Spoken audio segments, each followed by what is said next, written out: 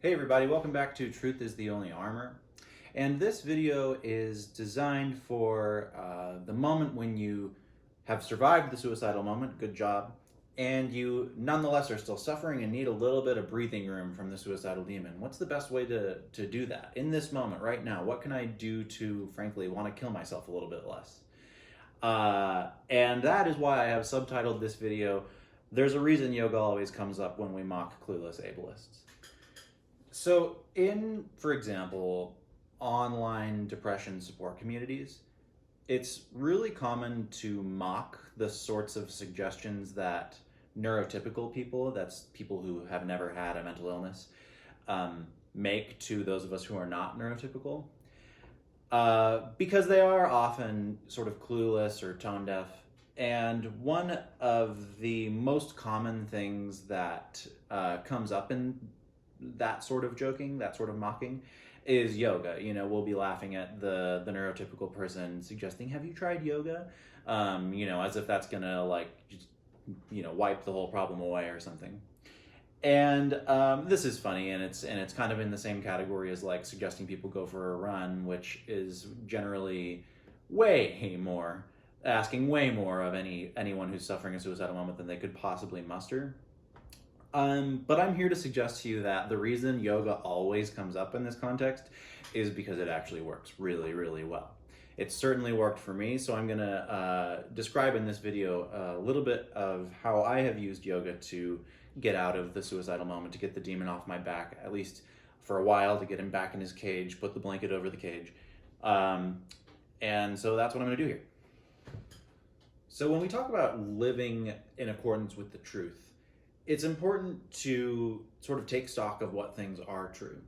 And we know that suicide is inherently contradictory, and that's kind of why we've given ourselves this space that this video takes as the starting point, that is the starting point for this video. But you're still suffering, so it seems like we need some other truth to act in accordance with, and we cast around and we're suffering and we're alone. And I'm going to suggest to you that the main thing you have real evidence for is your body. Okay, you're most fundamentally your body, right? It's your brain is sending you all your feelings, and your thoughts are telling you that you need to end your life, right? But there's a really good reason that the way you have to think about that is it involves contemplating how to destroy your body first and foremost, right? That's kind of one of the big questions you have to get an answer to when you're deep in the suicidal moment.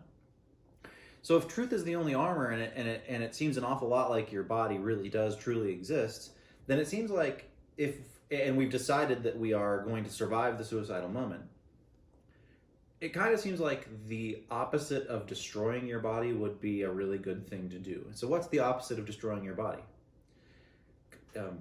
Taking care of it, loving it, being in it, feeling it, right? And this is related to mindfulness, right? Which is kind of related to meditation, and it's one of the main kind of pillars of DBT, dialectic behavior therapy, which is a major therapeutic modality for depression and anxiety. And I'm kind of suggesting to you that if we're going to survive the suicidal moment, then honoring the truth of our body is a really good place to start. And it avoids the ableist charge, right? Like it's not unreasonable to ask a depressive to do this in the way that it is unreasonable to ask them to go like on a run, right? Going on a run is basically too hard. But yoga you can do basically from your bed. You don't need all of your limbs even to do it, because you can resist your own movements right where you are under any circumstances, and you can breathe deeply from the tops of your lungs all the way down below your diaphragm, all the way down to your belly button, wherever you are. And that's really kind of the main fundamental thing that yoga does. It reconnects your mind and your body, and the suicidal moment is inherently a split between the mind and the body. The mind, the feelings, and the cognitions are telling you all of these lies that are and the demon's goal by manipulating your mind is to get you to harm your body. So connecting our mind and our body with yoga is a really, really useful way to at least shut the demon up. the demon has been torturing us, and we're gonna, instead of listening to it anymore, it's a really good idea to breathe deeply and flex your muscles, basically. Feel the way that your belly expands and comes back in. Feel what it feels like to stretch your arms, squeeze as tight as you can for 30 seconds and release. It doesn't really matter exactly what you do, and there are many excellent free yoga videos that you can do, that you can watch on your phone wherever you are or whatever, and you should find one that you like. For my part, I have started to really enjoy kind of exercise-centric yoga. I like to really get my heart rate up, really challenge my muscles in terms of active mobility and that kind of thing. But you need to find what works for you. But the point is that yoga is an opportunity, is a accessible to everybody, absolutely free opportunity to reconnect your mind with your body. It will not cure depression or anxiety by itself. It will certainly not do that, but it does give you a little bit of space. And a few other notes really quick. I have a lot more to say about sort of the relationship between suicidality and the body. And I think, and at least in my case, alcoholism has played a really big part in my suicidal moments.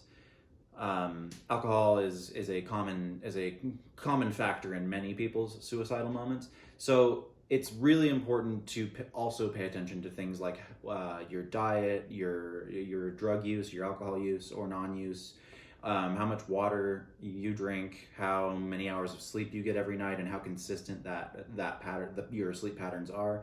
All of this matters a great deal.